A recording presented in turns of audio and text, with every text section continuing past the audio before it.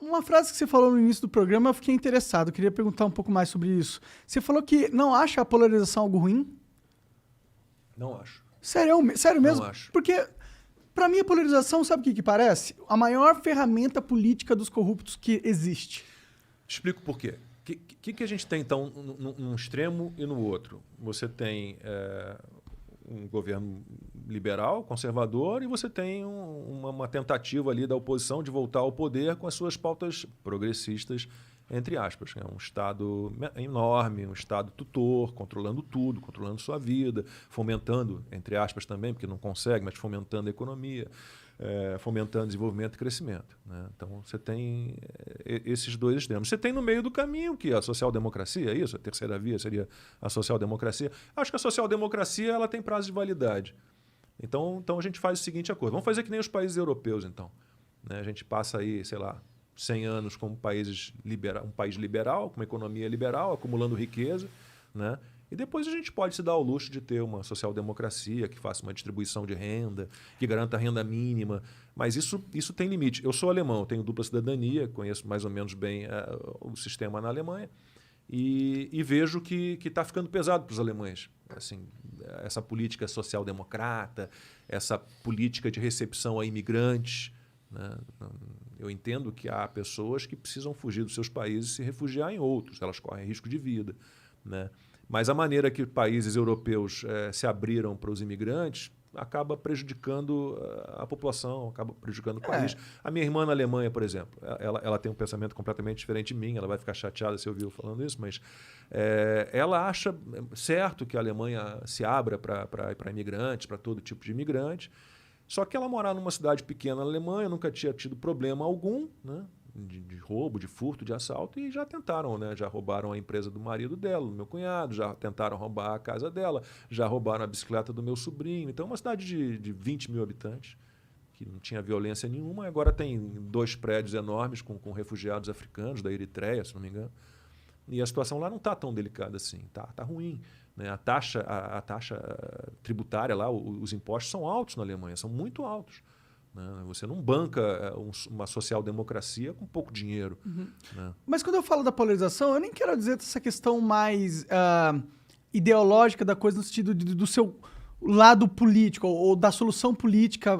Eu digo que a polarização é nociva porque ela cria 2 grupos radicais que eles param de tentar discutir ou conversar ou se entender para construir soluções, eles se radicalizam ao ponto e eles começam a brigar numa briga que realmente não traz resultado nenhum, mas capta a atenção de toda a população e domina toda a nossa narrativa do que acontece no país. E aí a gente tem um país que vive nessa briga de galo aí entre direita e esquerda, tá ligado? E que, na verdade, é nada mais que um circo que impede da população de se focar nos verdadeiros problemas que realmente mudar a vida delas. Eu não vejo, primeiro, eu não vejo radicalismo nem extremismo à direita. Absolutamente não vejo. O que seria o extremismo de direita? Seria o quê?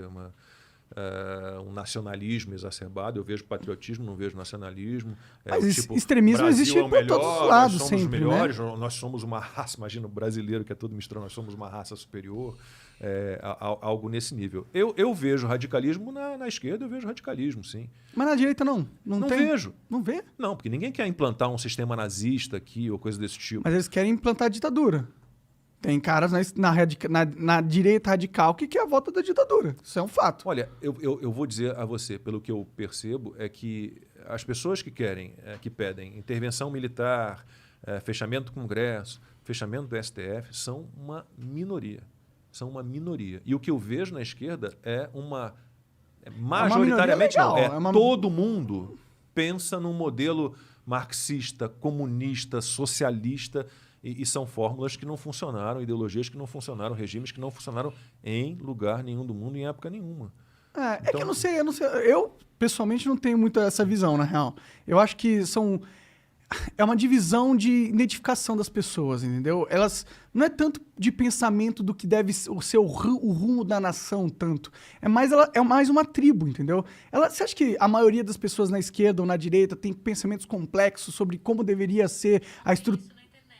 Não, Siri. Eu não encontrou. Caralho, cala a boca aí. Que elas têm essa noção de qual que é a direção e filosoficamente lá. A maioria das pessoas não tem um pensamento tão complexo sobre É por isso que eu simplifico o debate. Pode ser uma simplificação boba, mas eu acho que é basicamente isso. Você defende o quê? Você defende um Estado enorme? Você acha que o Estado vai resolver todos os problemas? Ou você prefere um Estado enxuto, pequenininho, mínimo que seja, né? E o resto você deixa que ali as pessoas, com a sua liberdade, as empresas, o capital privado, né, toquem? Eu penso assim. Eu não vejo. Então, mas no fim das contas, eu acho que o governo Bolsonaro traz essa ideia. Tudo bem, o Bolsonaro, se você for olhar a história dele, ele nunca foi um cara nunca foi um liberal. Né? Ele chegou a ser estatizante, defender estatais, mas tudo bem, acho que o Paulo Guedes mudou a cabeça dele. Então a gente precisa ter a chance. A questão toda é o seguinte: eu costumo dizer que a oposição, a esquerda, quando está na oposição, ela tenta de todas as maneiras destruir o país. E quando ela está no poder, ela verdadeiramente destrói. Essa é que é a questão.